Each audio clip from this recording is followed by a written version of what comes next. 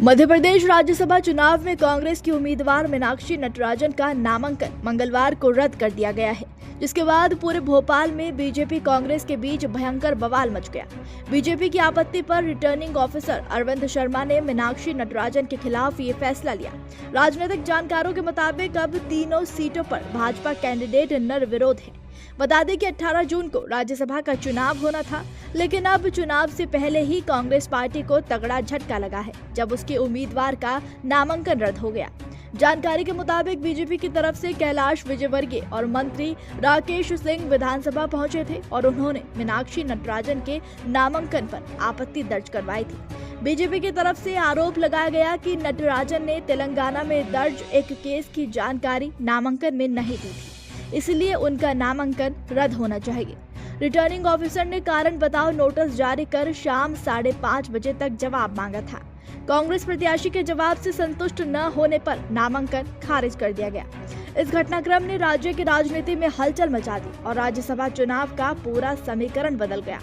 अब बीजेपी के तीसरे उम्मीदवार महेश केवट की जीत लगभग पक्की हो गई है।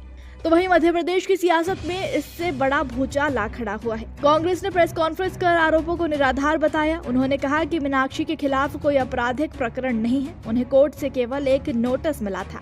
नामांकन रद्द होने के फैसले के खिलाफ उन्होंने कहा कि हम अदालत जाएंगे। जिसके बाद भोपाल में कांग्रेस नेता चुनाव आयोग के दफ्तर के सामने ही सड़क पर लेटकर विरोध प्रदर्शन करने लगे। नामांकन की जांच के दौरान विधानसभा परिसर में दोनों दलों के नेताओं के बीच नोकझोंक और हंगामे की स्थिति भी बन गई। कांग्रेस विधायकों ने रिटर्निंग ऑफिसर के कमरे में घुसने की कोशिश की, जिसे पुलिस और विधानसभा के सुरक्षा कर्मियों ने रोक दिया, जिसके बाद दो लोगों में धक्का मुक्की की स्थिति भी पैदा हो गई। इसके बाद रात को कांग्रेस के प्रदेश प्रभारी हरीश चौधरी, अध्यक्ष जीतू पटवारी, नेता प्रतिपक्ष उमंग सिंगार समेत कांग्रेस नेता भोपाल में निर्वाचन आयोग के दफ्तर के सामने सड़क पर ही लेट गए। मध्य प्रदेश के घटनाक्रम को लेकर दिल्ली में भी कांग्रेस के राष्ट्रीय संगठन महासचिव केसी वेणुगोपाल के नेतृत्व में पार्टी प्रतिनिधिमंडल भारत निर्वाचन आयोग के सामने धरने पर बैठ गया। तो वहीं नामांकन खारिज होने के विरोध में मंदसौर के शामगढ़ में कांग्रेस कार्यकर्ताओं ने प्रदर्शन किया। मुख्यमंत्री डॉक्टर मोहन यादव का पुतला जलाने की कोशिश करते हुए प्रदेश सरकार के खिलाफ नारेबाजी की गई। वो सड़क पर बैठकर चक्का जाम करने लगे। स्थिति को नियंत्रित करने के लिए पुलिस को वाटर कैनन का इस्तेमाल करना पड़ा। पुलिस ने कांग्रेस कार्यकर्ताओं को जबरन सड़क से हटाया। इनमें से कई को घसीटकर गाड़ियों में बैठाया गया और हिरासत में लेकर थाने पहुंचाया गया।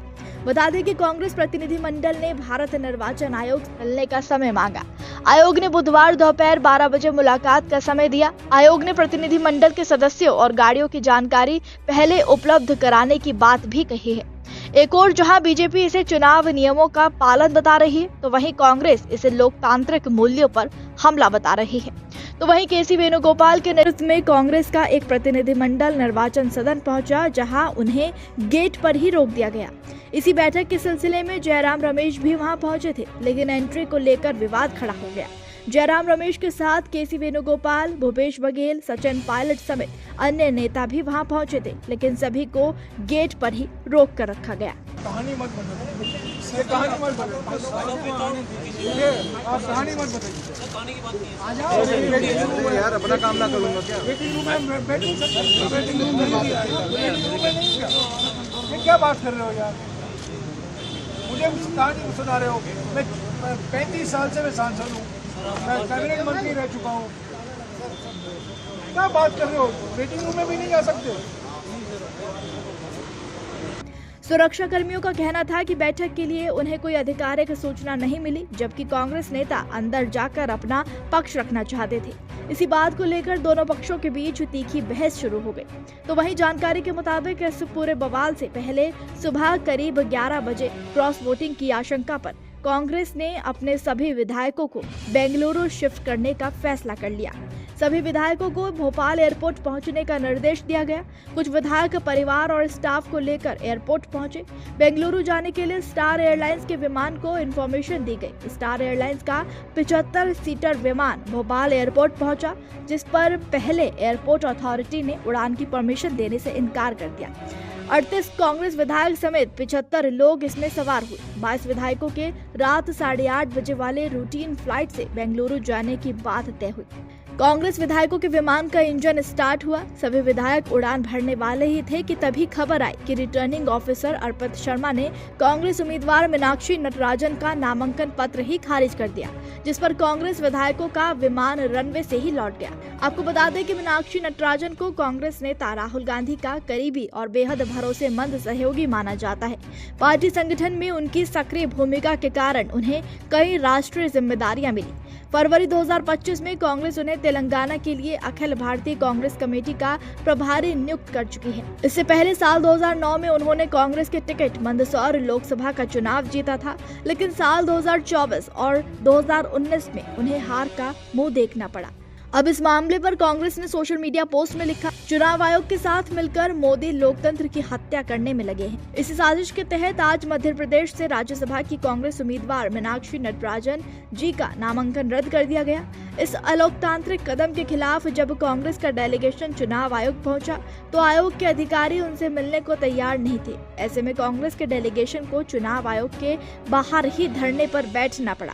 देश देख रहा है मोदी और चुनाव आयोग कैसे लोकतंत्र को खत्म करने में लगे हैं। तो वहीं अब सवाल उठता है कि आखिर ऐसा क्या हुआ कि मामला नामांकन रद्द होने तक पहुंच गया।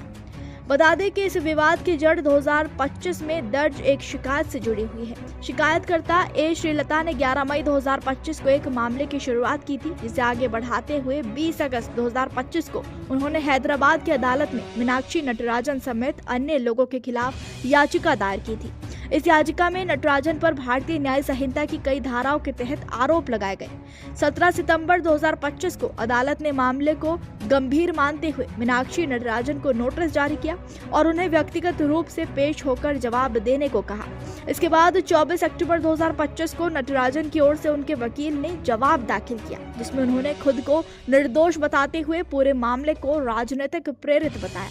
हालांकि 17 नवंबर 2025 को अदालत ने इस मामले को खारिज नहीं किया, बल्कि सुनवाई जारी रखने का फैसला लिया, यानी मामला अभी भी विचाराधीन है। रिटर्निंग ऑफिसर ने इसे लंबित मामले को आधार बनाते हुए नटराजन का नामांकन खारिज कर दिया। आरोप यह है कि उन्होंने अपने नामांकन फॉर्म में इस मामले की जानकारी नहीं दी। चुनावी नियमों के अनुसार उम्मीदवार को अपने खिलाफ चल रहे मामलों की पूरी जानकारी हलफनामे में देना अनिवार्य होता है। इस कथित चूक को बड़ी वजह माना गया। कांग्रेस का दावा है कि मीनाक्षी नटराजन के खिलाफ कोई आपराधिक मामला दर्ज नहीं है, उन्हें केवल अदालत की ओर से एक सामान्य नोटिस प्राप्त हुआ था। निष्पक्ष मतलब न्यूज़ 24